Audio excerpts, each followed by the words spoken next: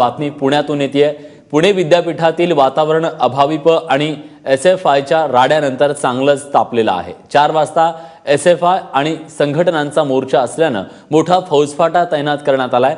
काल अभाविपच्या विद्यार्थ्यांनी एसएफआयच्या विद्यार्थ्यांना मारहाण केल्याचं समोर आले। प्रशांत परिचारक यांच्या सैनिकांबद्दलच्या वक्तव्याचा निषेध करण्यासाठी एसएफआय कडून छापण्यात आलेल्या पोस्टरवर भाजपचं नाव छापण्यात आले। एबीव्हीपी कार्यकर्त्यांचा पोस्टरवर भाजपचं नाव छापण्याला विरोध होता आणि याच कारणावरून एबीव्हीपीच्या कार्यकर्त्यांकडून मारहाण झाल्याचा आरोप एसएफआयच्या कार्यकर्त्यांकडून करण्यात आलाय। दोन्ही संघटनांकडून एकमेकांच्या विरोधात पोस्टर्स लावल्याचा देखील आरोप होतोय।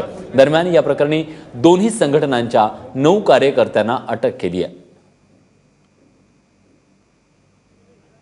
रामजेस कॉलेज या ठिकाणी एबीव्हीपी आणि एसएफआय यांच्या संघर्षावरून जो काही प्रकार घडलेला होता त्याच्या निषेधार्थ आज या ठिकाणी एबीव्हीपी मुर्दाबाद अशा पद्धतीची पोस्टर काल संध्याकाळी एसएफआयचे कार्यकर्ते लावत असताना आणि त्यांच्यात इतरही मुद्द्यांवरून छोटा मोठा वाद झाल्याने त्यांच्यामध्ये दोघांमध्ये हाणामारीचा प्रकार घडलेला आहे आणि त्याच्यातून आम्ही चतुशृंगी पोलीस स्टेशनला काल संध्याकाळी रायटचे 2 गुन्हे दाखल केलेले आहेत आणि दोन्हीकडचे एकीकडचे 5 आणि एकीकडचे 4 असे संबंधित विद्यार्थी यांना कायदेशीर कारवाई करून ताब्यात घेतलेला आहे।